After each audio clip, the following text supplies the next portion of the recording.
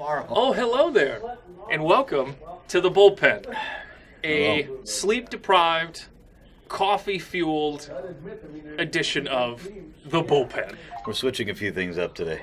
Obviously, both of us going to coffee mugs. Yes, mine is William Shakespeare. Oh, well, that's very studious of you. Right? Yeah, I've gone just straight Sully, deep mug, holds 8 cups of coffee in one pour.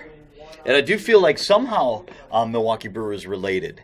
Remember when Sully threw out the first pitch? Yes. At the game, and we had the beast mode thing kind of Yes, going on? yes. So I feel like we're at least staying in that theme. All I've right. also gone to an apron today. Whatever. Why It's only not? weird if it doesn't work. Why not? Okay, Last so night, nothing worked. speaking of themes, Pitching? the theme of the Bullpen today is this is going to be a Festivus edition of the Bullpen. I got a lot of problems. The tradition of Festivus begins with the airing of grievances. I got a lot of problems with you people. Now, you're going to hear about it. So where do you want to start? You can begin. I don't care. Okay, I got a big problem. I do want to go just glass half full for a moment, though. Yeah. Excellent pitching, gentlemen. Bullpen. Excellent pitching. Bullpen outstanding. And do you feel if Gio Gonzalez doesn't get hurt, we'd probably lose that game in 7-1. 9 innings? Right? He couldn't throw strikes. No. He was no. lucky to get out of the inning that he actually pitched in. Matt, I like to say that he was playing with the strike zone. Yes. Trying to stretch it. See what old Blue was going to call and give him that day. That's what I like to say he was toying with a little bit, man. But you look at the bullpen for those 12 innings, and I know Guerra gives up the game-winning hit, but he was excellent. What do you want from the guy? Everybody was excellent bullpen-wise. Agreed. I'm actually glad we got to the Agreed. bullpen when we did because it kept the game close for us. Yeah, it was legitimate shutdown baseball. Yeah, but look, tough loss, no sleep, extra innings, heartbreaker, but it's 2-2. You know it's coming back to Miller Park for sure. You got Kershaw today. Okay, we beat him twice in the regular season, including Miller Park in the playoffs where he only went 3 innings. And we did just fine against that guy. Yes, take that, Clayton. So I'm not as scared of Clayton Kershaw as maybe a lot of people are. I And don't fear the man. Wade No. Miley has been excellent for us. Matt, I don't fear any man. I'm not saying I don't fear a man. I fear plenty of men. I I don't want to Yeah, I say can't- I mean, come name across Khabib or a Conor McGregor. Okay, that's fair. I fear But those men. Provided you stay on their good side. What have you to fear? I fear those But the men. fear itself. I will say this. Yeah, air your grievances. I hate Manny Machado.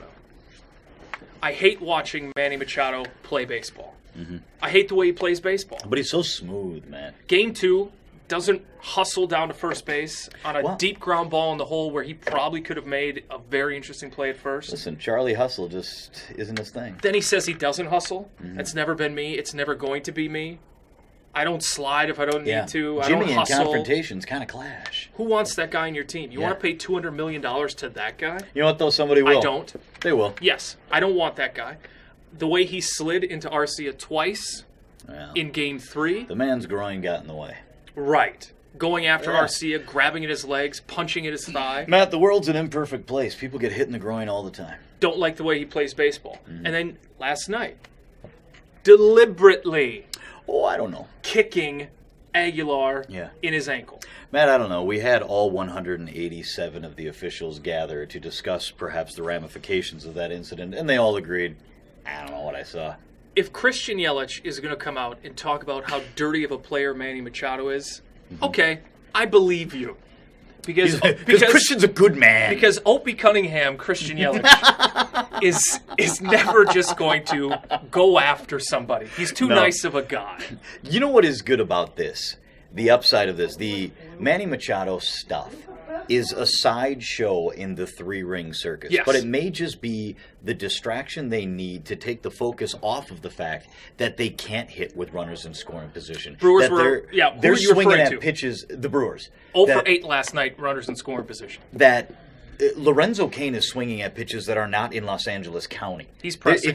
They're all pressing. Yep. And Scope is pressing. Moose is pressing. Kane is pressing. Yelich is pressing. And that distraction may be exactly what you need for those guys, I'm saying, at night or at 1:26 a.m. Central to go to bed and think about that instead Yeah. of the, man, tomorrow I better get it done because I'm a big 0 for 6 caller today. I'm glad you mentioned Jonathan Scope.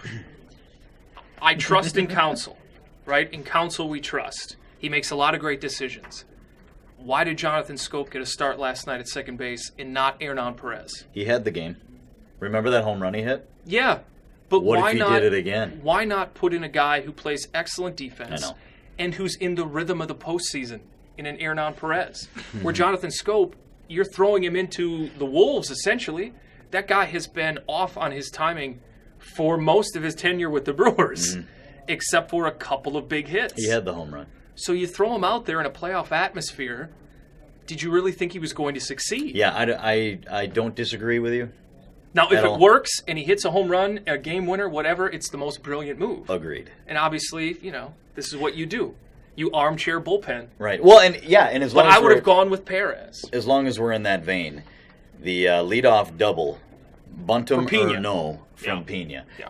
And I, again, much like that scenario, I see absolutely both sides of it. Absolutely. You have a guy who doesn't bunt well in Arcia at the plate, who is also red hot with the stick, and there are 900 different ways you can get that Yep. guy over to third. Yep. By hitting it to the right side, by a flare, by a whatever. You have so many different options. Plus, statistically, sabermetrics will show you that you have a slightly greater advantage with 3 hacks and a guy at second to get him in than you do with 2 and the dude at third. Yeah. I'm in favor of putting that pressure on the defense in that situation, but I certainly see it the other way as well. Right, exactly. If let's say Arcia gets the bunt down, a guy that doesn't bunt and has shown very little success bunting during the regular season, say he gets it down, Pena gets the third, Arcia's out, yes. Granderson comes up.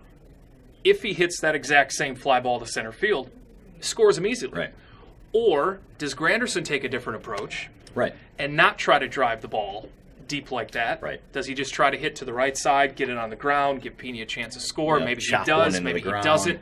They probably pitch Granderson a little bit different in that Right. situation. You don't know. It's sort of like the analysis when a guy, like CC Sabathia, when you give up a single in the first inning and then you go complete game shutout, put them all down in order, Yep. and everybody goes, boy, if they'd only scored that one a little bit differently, it would have been a no-hitter.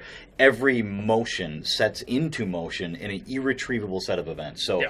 to say that Granderson's fly ball would have scored him, well, that's to say they would have pitched him the same, his approach would have been the same, Exactly. exactly like you said. So Yeah. I think, like, what that's a very whatever to me. Whatever. The thing, the one I would focus on with Counsell and the managerial move is what ultimately was the game ender. You have Yes. you got Manny at second. Yep. You have 2 outs. You have an available base at first. Granted, you're facing a guy who is not hitting well, but no one's hitting well. Right. And in the on deck circle is Granlund, who has been so bad. Grandal, Or yes. Grandal, I said Granlund. And then the pitcher behind him. And the pitcher behind him. So I mean, so bad at the plate that I would have preferred to have pitched to him. And worst case scenario, you walk them both, Yeah. and you force their pitcher to beat you. That to me is a legit second guessing that I think Counsell might look Yeah. back on and just go, oh. Yes, Maybe I should have gone with a guy who was so horrific his own family has disowned him at this And point. because the Dodgers have no one on the bench, they've cleared off their bench. Everything's out. Everyone has played. You have to allow the pitcher to hit.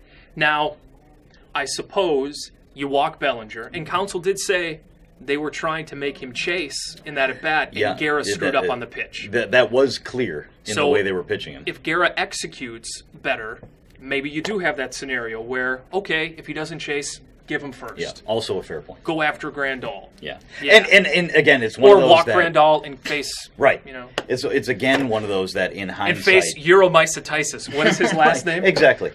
I've heard it both ways. Urias. right. Much like Grandal. Right. I've heard it both ways. Yeah. He sounds like some sort of a yeast infection. He just does. I don't know what his name is. Yeah. Maybe he's been slump busting. Yes, I don't know. I Pick don't something know. up. It Yeah. is one of those scenarios that.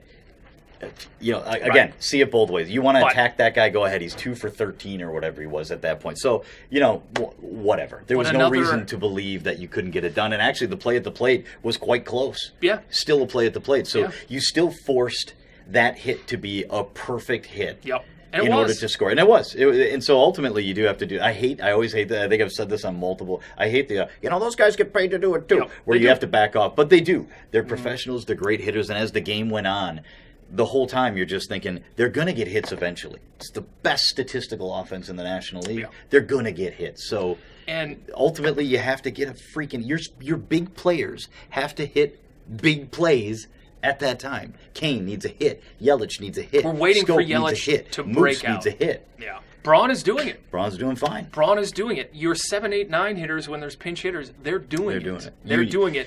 You need that top half. You The need table is Moustakas. set. Table has been set multiple times over this entire series, not just this game, but Saturday's game. It's there for them. There are men there. So And I'm still- get a hit. I'm still excited. I still think they have a great chance. Oh yeah, You yeah, they're beat still in Kershaw. it. You beat Kershaw today, and you come home to Miller Park for Games 6 and 7, a 7 if you need it. I feel good. Yeah, All right, go Brewers. I feel. Go Brewers. I'll get the pole out of the crawl space. Go Brewers. Here we go. All right, cheers. 4:05, baby. Yeah, baby. No nap, right? I mean, they can't nap today. No nap. I'll oversleep.